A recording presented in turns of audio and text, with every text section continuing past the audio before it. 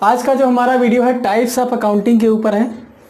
हम यहाँ पर 5 तरीके की टाइप्स ऑफ अकाउंटिंग देखते हैं। पहला हमारा फाइनेंशियल अकाउंटिंग, दूसरा है हमारा कॉस्ट अकाउंटिंग, तीसरा है मैनेजमेंट अकाउंटिंग। फाइनेंशियल अकाउंटिंग, दूसरा कॉस्ट अकाउंटिंग, तीसरा मैनेजमेंट अकाउंटिंग, टैक्स अकाउंटिंग और सोशल रिस्पॉन्सिबिलिटी अकाउंटिंग। तो ये हमारे 5 हैं जो टाइप्स ऑफ अकाउंटिंग में कवर होते हैं। तो हमको बारी बारी से देखेंगे। पहला जो हमारा फाइनेंशियल अकाउंटिंग है, फाइनेंशियल अकाउंटिंग में हम बिजनेस ट्रांजैक्शंस को रिकॉर्ड करते हैं, यानी जो मॉनेटरी ट्रांजैक्शंस होते हैं उनको हम रिकॉर्ड करते हैं। रिकॉर्ड करने के बाद में हम देखते हैं क्या हमारे बिजनेस को प्रॉफिट हुआ है या लॉस हुआ है। Record business transactions to ascertain profit और loss by preparing profit and loss account. Profit and loss account बना लेते हैं और फिर हम पता लगाते हैं कि हमारे बिजनेस को एक्चुअल में क्या हुआ, लॉस हुआ है या प्रॉफिट हुआ है। फिर और एक चीज़ हम और बनाते हैं जो हमारा बैलेंस शीट होता है। बैलेंस शीट से हम ये पता करते हैं क्या हमारा फाइनेंशियल पोजीशन जो बिजनेस का है वो अच्छा है या ख़राब है। फाइनेंशियल पोजीशन जब हम लोग देखते हैं तो हमारी बैलेंस शीट में एसेट और लायबिलिटी हमारी दोनों तैयार करी जाती हैं, दोनों को प्रिपेयर करते हैं और देखते हैं कि हमारी एसेट जो है इसमें कोई फिक्सेस एसेट तो इंक्लूडेड नहीं है। अगर फिक्सेस एसेट ज़्यादा होती हैं इसका मतलब हमारी बैलेंस शीट अच्छी नहीं है, ठीक है। और लायबिलिटी हमारी जो होती है, जो हमारे ICAI ने जो लोन वगैरह जो प्रिस्क्राइब कर रखा है रेशियो उसी के अकॉर्डिंग, स्टैंडर्ड के अकॉर्डिंग होना चाहिए, यानी इंड एस जो हमारे आए हुए उनके अकॉर्डिंग होनी चाहिए, ठीक है। तो हमारी फाइनेंशियल पोजीशन इस तरीके से हमारी देखी जाती है कि हमारी फाइनेंशियल पोजीशन जो बिजनेस की है वो अच्छी है या नहीं है।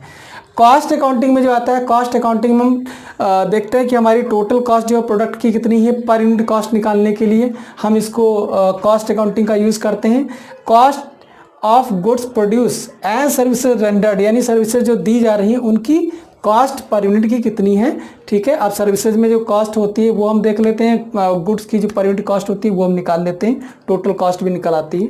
और इससे क्या होता है कि मान लिया कि हमारी अगर कॉस्ट ज़्यादा बढ़ रही है तो कॉस्ट को कंट्रोल कैसे करेंगे। कंट्रोल कौन करता है, मैनेजमेंट उसके ऊपर कंट्रोल करता है। इसी में इसमें लिखा हुआ to a certain total cost and per unit cost of goods produce and services rendered by business, ठीक। उसके बाद में लिखा health management exercise control over cost, ठीक है। तो ये हमारा कॉस्ट अकाउंटिंग और फाइनेंशियल अकाउंटिंग हो गया। इसके बाद में अब देखिए मैनेजमेंट अकाउंटिंग क्या होता है। देखिए मैनेजमेंट अकाउंटिंग में बोलता है to present accounting information in such way as to assist the management in planning and controlling the operations of business, useful in managerial decision making, ratio analysis, budgetary control, fund flow statement, cash flow statement etcetera. कहने का प्रयास क्या कर रहा है, वो कह रहा है कि हम अकाउंटिंग तो करेंगे लेकिन अकाउंटिंग इस हिसाब से करेंगे ताकि हमारे जो मैनेजमेंट के जो डिसीजंस रहेंगे वो डिसीजंस उस डेटा को ले करके डिसीजंस ले लें। यानी कि जो डेटा अकाउंटिंग का जो तैयार किया जाएगा उस तरीके से तैयार किया जाए कि हमें अगर कोई नया प्रोजेक्ट अगर हमें बनाना है या नया प्रोजेक्ट हम लॉन्च करने जा रहे हैं, नया प्रोजेक्ट के ऊपर हम काम करने वाले हैं, तो उससे रिलेटेड जो भी डिसीजन होंगे वो डिसीजंस हम अकाउंटिंग को देख करके उसको एनालिसिस करके हम उसको डिसीजन को लेते हैं, यानी मैनेजमेंट, ठीक है। तो इस तरीके से अकाउंटिंग को हम तैयार करते हैं। तो इसीलिए बोलता है प्रेजेंट अकाउंटिंग, लिखा है to present accounting information in such a way, ऐसे इसको बनाओ ताकि मैनेजमेंट को प्लानिंग में, यानी कोई प्लान करना हो, कोई प्रोजेक्ट लाना हो, कुछ भी करना हो, कुछ नया करना है, कोई नया प्रोजेक्ट लॉन्च करना है, कुछ भी करना है तो उसको प्लानिंग में और उसके ऊपर जो कॉस्ट्स होंगी उनको कंट्रोल करने में, ऑपरेशंस यानी जहाँ पर बनेगा मैन्युफैक्चर होगा प्रोडक्ट या फिर उससे रिलेटेड जो एम्प्लॉयज़ में काम करेंगे उनको कंट्रोल करने में, ऑपरेशंस जो बिजनेस की उनको कंट्रोल करने में उनकी हेल्प हो, ठीक है।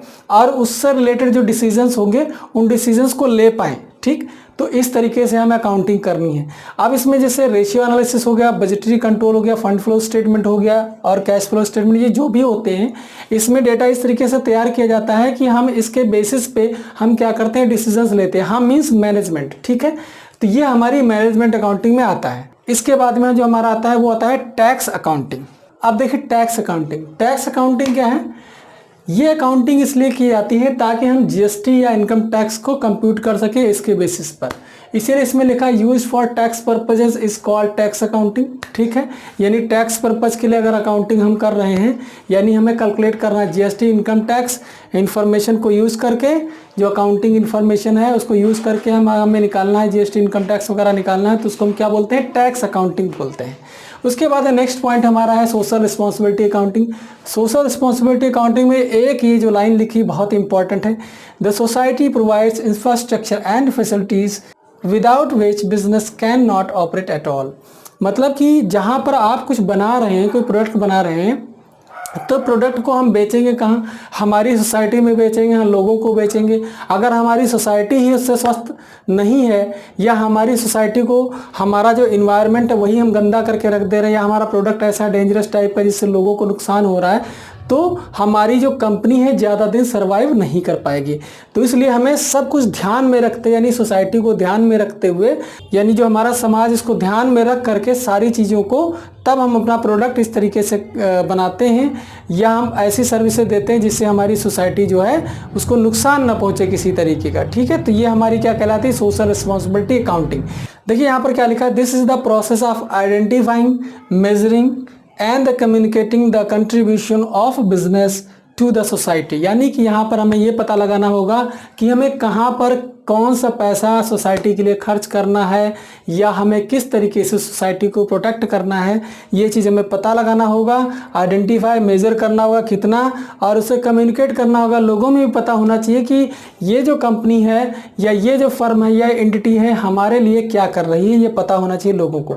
ठीक है, तो contribution of a business to a society, society के लिए क्या कंट्रीब्यूट कर रहे हैं। अगर सोसाइटी अगर आपको कुछ दे रही है, सोसाइटी के थ्रू आप मार्जिन प्रॉफिट कमा रहे हैं, तो आपका भी फर्ज बनता है कि सोसाइटी के लिए कुछ न कुछ जरूर करें।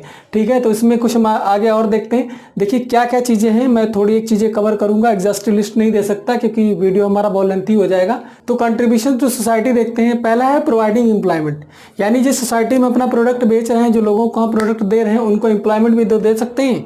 तो इसलिए ये हमारी सोशल रिस्पॉन्सिबिलिटी बनती है कि हम उनके लिए कुछ न कुछ करें। तो एम्प्लॉयमेंट दे करके उनकी मदद कर सकते हैं, वहाँ का एनवायरनमेंट जो है उसको साफ सुथरा रखने में मदद कर सकते हैं, वहाँ पर गंदगी ना फैला करके, अगर गंदगी हुई इसको साफ सफाई के लिए कंट्रीब्यूशन कर सकते हैं। तो ये हमारा इन्वायरमेंटल, वहाँ पर पेड़ पौधे लगाएं। ठीक है, तो ये क्या हो जाएगा? इन्वायरमेंटल कंट्रीब्यूशन हो जाएगा। प्रोडक्ट सेफ्टी, प्रोडक्ट हमारा ऐसा होना चाहिए ताकि लोगों को नुकसान न पहुंचे। जैसे अगर हम कोई प्रोडक्ट इस तरीके से बना रहे हैं, जैसे मान लिया हम लोग कुकर बना रहे हैं, तो कुकर ऐसा नहीं होना चाहिए कि हम उसमें किसी तरीके से ब्लॉकेज हो जाए, ब्लास्ट हो जाए, जिससे क्या हो जाए, लोगों को नुकसान पहुंच जाए। तो प्रोडक्ट सेफ्टी भी ज़रूरी है। उसके बाद में आता है प्रोडक्ट ड्यूरेबिलिटी। अगर प्रोडक्ट के लिए हम कुछ वैल्यू हम ले रहे हैं किसी कस्टमर से, तो प्रोडक्ट वो उस वैल्यू के बराबर तो चलना ही चाहिए, यानी उससे ज़्यादा चले तो और भी अच्छा है। जैसे मान लिया आपने किसी प्रोडक्ट के लिए पैसे लिए और अच्छे खासे पैसे ले लिए, और वो प्रोडक्ट लेकर के गया, 2 दिन में ख़राब हो गया, तो उसको बड़ा धक्का लगेगा और बहुत परेशान हो जाएगा, क्योंकि उसका पूरा पैसा क्या ख़राब हो जाएगा, पूरा पैसा उसका पानी में चला जाएगा। ऐसी उसकी मेंटलिटी हो जाएगी। तो ये हो गया प्रोडक्ट ड्यूरेबिलिटी। उसके बाद में आता है कस्टमर सेटिस्फैक्शन। अगर हमने किसी को प्रोडक्ट बेचा है, तो प्रोडक्ट उस प्रोडक्ट को खरीदने के बाद में कस्टमर सेटिस्फाई होना ज़रूरी है। ये नहीं उसने खरीद तो लिया, वैल्यू भी पे कर दी उसने, उसके बाद में वो परेशान रहता है, यार पता नहीं कैसा प्रोडक्ट खरीद लिया, साला आए दिन ख़राब हो जाता है, या कहीं कोई किसी तरीके का अजीबोगरीब आवाज़ निकाल रहा है, कुछ भी हो सकता है। तो वो क्या होना चाहिए? सेटिस्फाई होना चाहिए, यानी जो फीचर्स उसने देख करके ख़रीदा था, ड्यूरेबिलिटी उसकी जितने दिन चलने के लिए उसने सोचा था कि इतने दिन चलेगा, उतने दिन चलना चाहिए। प्रोडक्ट सेफ्टी उसके अंदर होनी चाहिए। ठीक है, सारी बातें उसके अंदर होनी चाहिए, तभी वो सेटिस्फाई होगा। कस्टमर सेटिस्फेक्शन होना बहुत ज़रूरी है। तो ये हमारा सब किस में कवर होता है? ये हमारा कवर होता है सोशल रिस्पॉन्सिबिलिटी अकाउंटिंग में। ठीक है, तो ये आज का हमारा था जो वीडियो था, जिसको हम बोलते हैं टाइप्स ऑफ अकाउंटिंग, सब फील्ड्स ऑफ अकाउंटिंग, या ब्रांच ऑफ अकाउंटिंग, या ब्रांचेज ऑफ अकाउंटिंग। तो ये हमारा आज का वीडियो यहीं पर ख़त्म होता है। मिलते हैं नेक्स्ट वीडियो में। Bye bye, see you.